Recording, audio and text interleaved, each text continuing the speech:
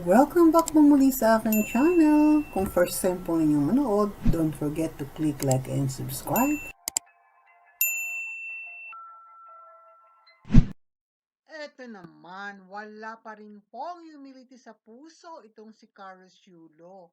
At maski pa nga dumaan ang Pasko at bagong taon, kaya naman questionable pa rin sa marami kung mabuti nga ba siyang anak at bashing pa rin ang inaani. Ay, matindito. Ako, eto naman talaga si Kaloy, Yulo at ang kanyang pamilya. Talaga nga naman binatikos. Siguro kalahati lang siguro ng Pilipinas ang bumatikos sa kanya dito. Nung manalo po ng dalawang gintong medalya si Carlos Yulo sa Olympics, talagang ang mga Pilipino talagang sabay-sabay na pumalakpak.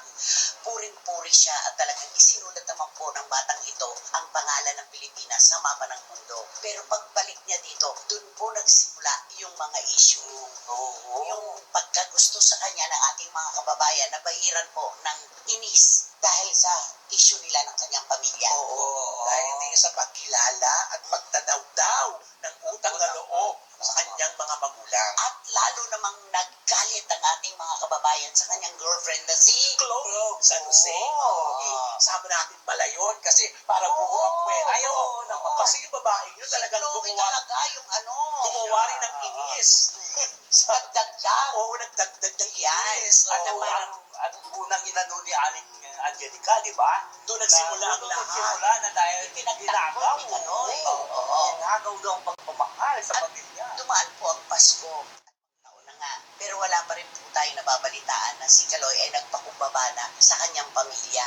Hanggang ngayon, ganyan pa rin ang sitwasyon.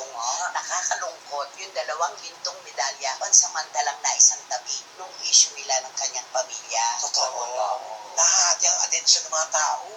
At marami nagalit kay Kaloy bilang anak. Nakisimpatya sa kanyang mga magulang kung kailan sila magkakasundo. Tanging Diyos lang ang nakakaalam. Yun. At eto, At iyan na nga po, nagdaan ang Pasko't bagong taon, wala pa rin kababaan ng kalooban at kung ano-ano pa rin ang bashing at katawagang hindi matapos-tapos.